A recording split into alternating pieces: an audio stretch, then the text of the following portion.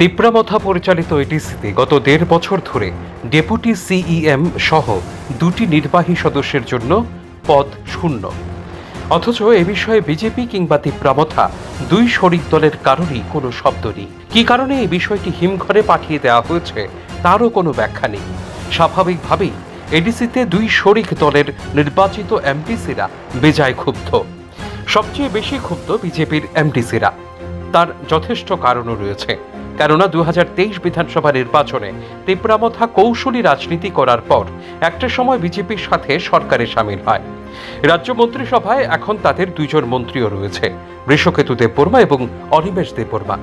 রাজ্য সরকারে মথা এবং বিজেপি শরিক হলেও, অর্থাৎ মিত্রদল হওয়ার পরও এডিসি নিয়ে এখনও কোনো স্পষ্ট অবস্থানে নেই দুই দলের নেতারা।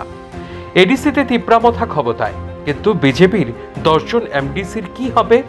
তারা কি বিরোধী আসনে বসবে না ট্রেজারি বেঞ্চে বসবে তা এখনো স্পষ্ট নয়। বিজেপির প্রদেশ কমিটি এখনো খোলসা করেনি, ফলে বিজেপির এমডিসিদের চাপা অসন্তোষ বিরাজ করছে।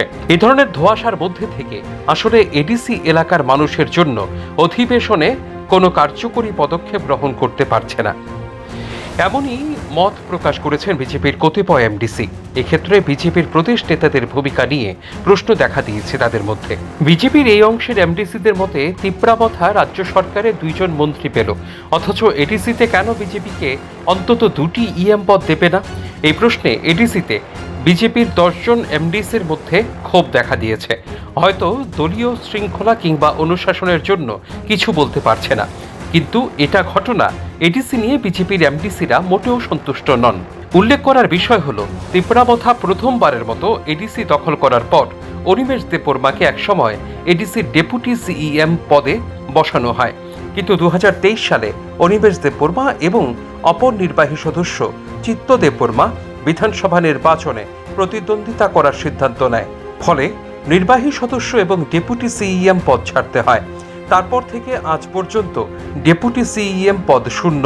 চিত্ত দেববর্মা, অনিমেষ দেববর্মারা এডিসির যে আসনগুলো থেকে জয়ী হয়ে ইএম হয়েছিলেন, সেই আসনগুলোতে আজও এডিসির কোনো জনপ্রতিনিধি নেই। আজ পর্যন্ত নির্বাচন হলো না ২টি আসনেই। স্বাভাবিকভাবেই প্রশ্ন উঠতে শুরু করেছে, এডিসির ডেপুটি সিইএম পদ আর কতদিন শূন্য থাকবে? Straight lines.